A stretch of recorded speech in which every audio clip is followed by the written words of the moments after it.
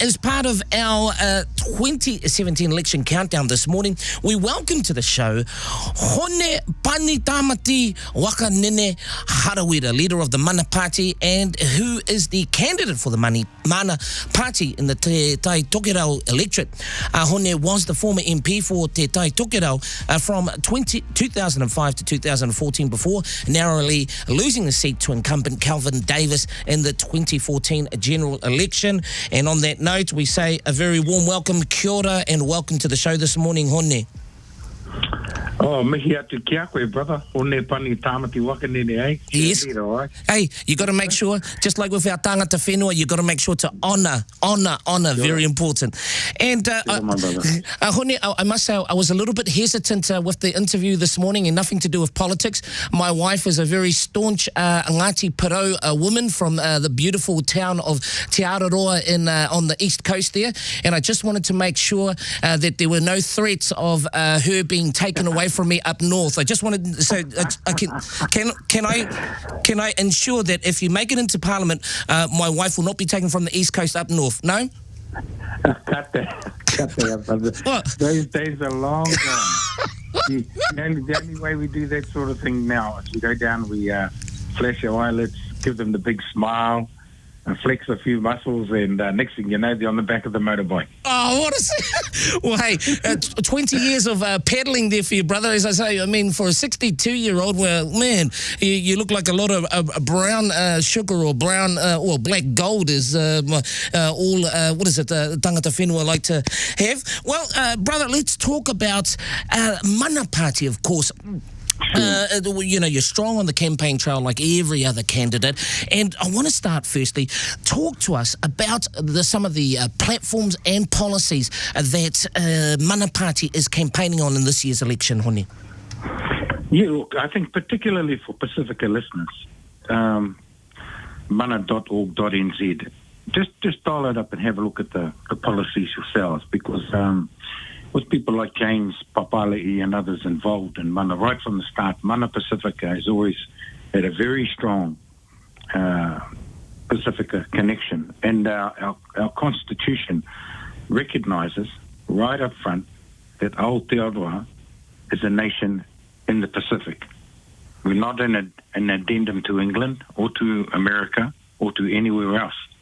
We are a nation of the Pacific, and so therefore we recognise that Māori are a Pacific people, that we are the youngest of the children of the Pacific. The last place to settle was this place right here in Aotearoa, and that we have obligations and recognition of that Pacific heritage before we recognise anywhere else. And we put that right up front in terms of immigration, that in terms of immigration we must recognise that Pacific connection, that in terms of climate change, and am I talking about climate change as it affects the rest of the world? Talk about it as it affects the Pacific.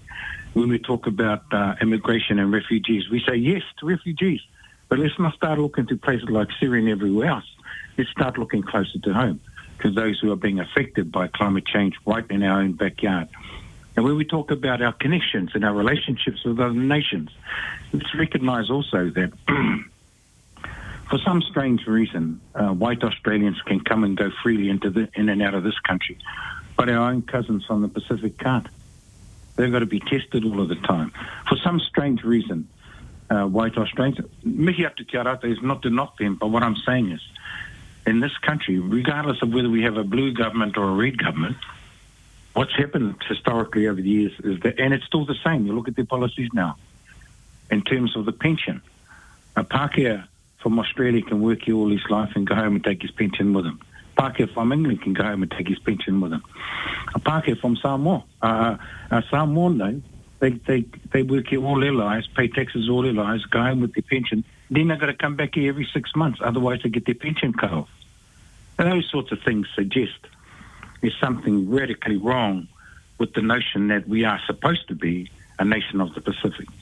It suggests that we are happy to have a lot of our All Blacks come from there, but we sure don't want to be paying too many pensions to people when they go back home, regardless of how hard they've worked, regardless of the commitment they've made to this nation, regardless of the fact that we are a Pacific nation.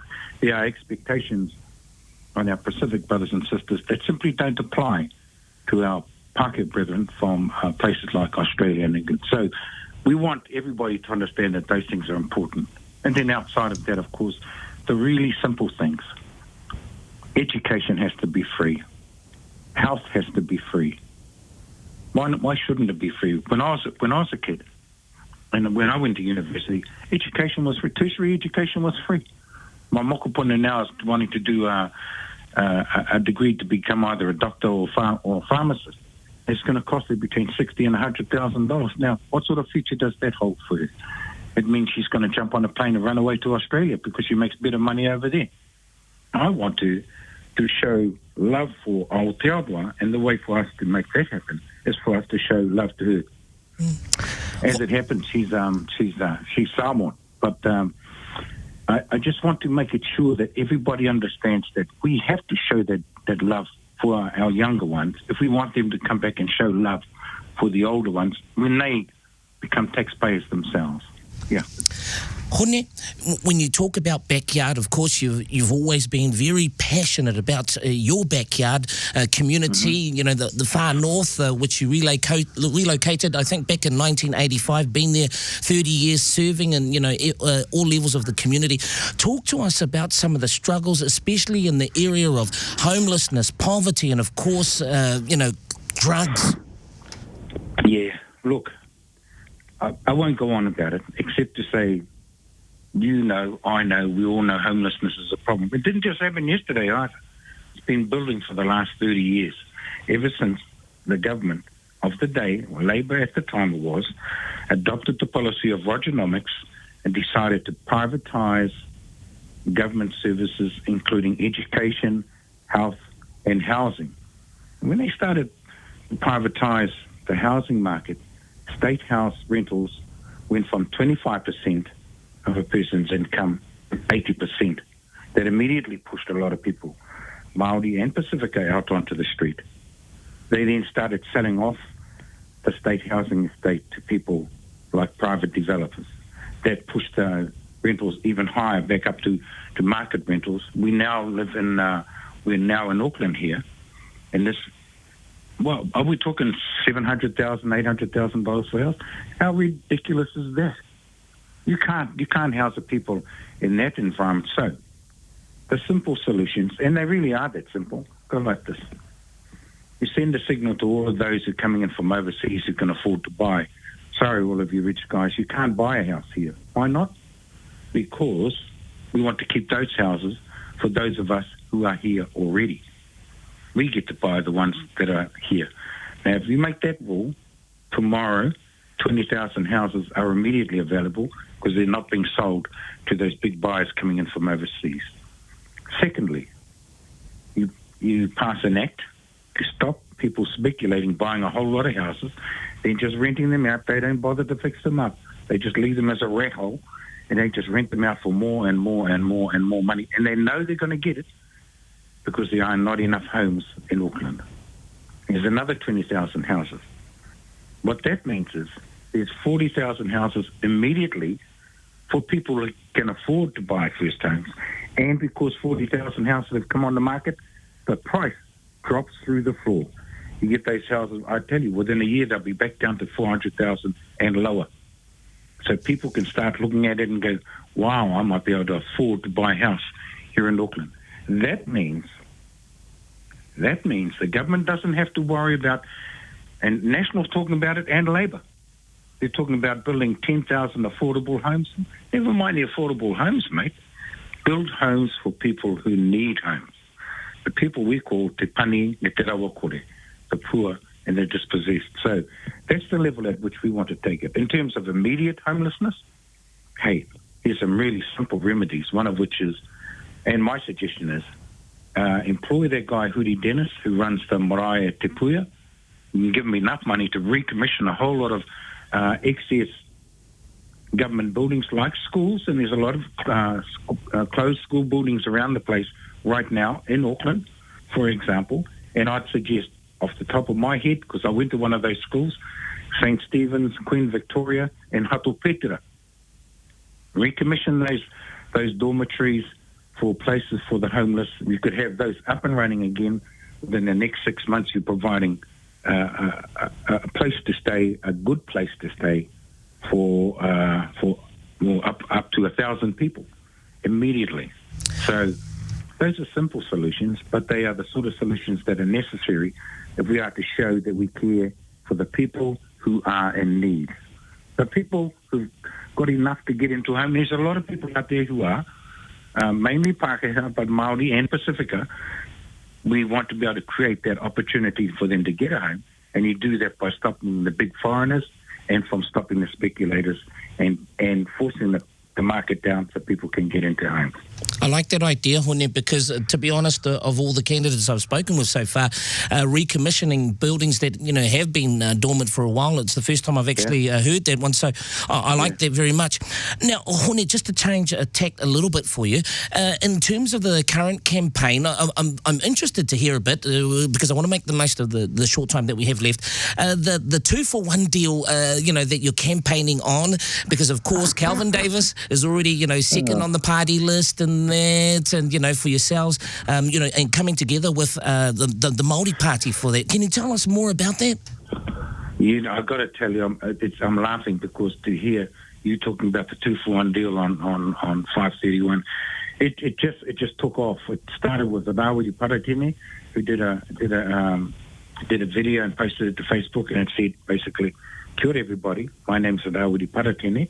I happen to be," well, that's the guy from Wailwrighty, everybody. "I happen to be the father of Marama Davidson, Green Party MP. However, if you're on the Taitokerau roll, I'm recommending you vote for Hone Harawira in this election because Calvin's already in at number 2 on the party list. This way, we get 2-for-1. And while you're at it, party vote Green." I laughed because I thought, very clever, and it's just taken off. The campaign has absolutely taken off. I heard Tamaiti did one all in Māori. I know Dr. Lance Sullivan has done one, and that's gone viral. The House of Shem have done one. Penny Henare, his campaign manager from down here in Auckland, or one of his campaign team, they've done one as well, all dressed up in Labour gear. So, it's just really taken off, and more people are talking about the 2-for-1 deal as the deal for Taitokerau, and it's actually become a massive campaign, and I got somebody to go and check to see how many hits all of those 2-for-1 things have made so far. It's up over 100,000. It's gone viral, the 2-for-1 deal. So that's what it is. Calvin's already in Parliament. Every vote that a person gives for Calvin as the candidate is a wasted vote. Why? Because if absolutely nobody voted for Calvin, he'd still be in Parliament. So what's the point of having just one MP when we can have 2-for-1? So yeah, that's where it came from. And as a result of that, my own campaign team have said to me that I need to put up a post, maybe change my profile pic to the 2-for-1 vote Hone campaign. So that's probably what I'm going to do. That's where it's come from. It actually started from somebody in the Green Party, being picked up by people from the Māori Party, from Labour. I wouldn't be surprised where the rest of these videos start coming from. Yeah, it's just all over the place. But that's the deal. It's a simple one.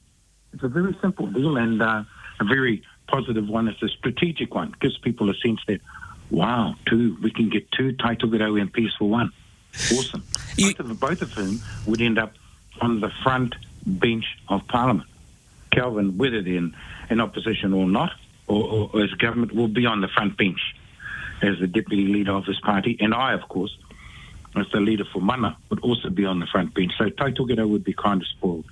Me, Calvin, Winston, Shane, and as it happens, Tūruru was from up in Kaiō as well. So we'd be seriously blessed, the brothers of the Taitokerau.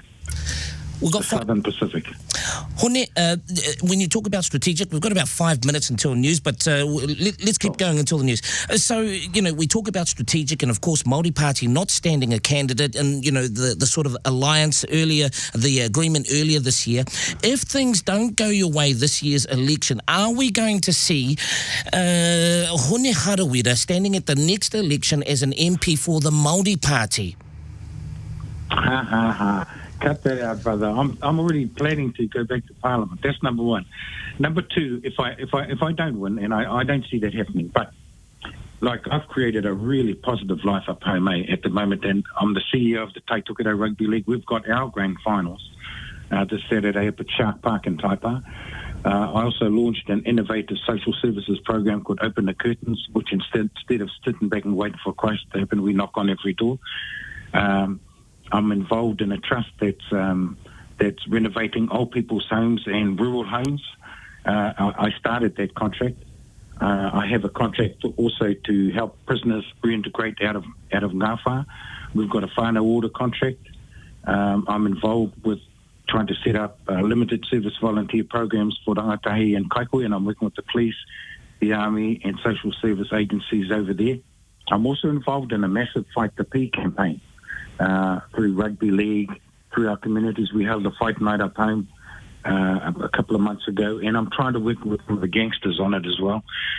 So all of those things I started in the last 3 years. So, I have a huge and positive life in the North, but the challenge to step up and carry that knowledge back into Parliament so that people know that when I talk, I've walked that talk is really, really important to me. And I think it's becoming more and more important to the people of the Taitokera. They want a warrior who's been a warrior, not just in Parliament, but also out of Parliament. And that's something that I'm proud of, that when I'm not sitting in Parliament, I'm doing my best for the people. So that's my focus.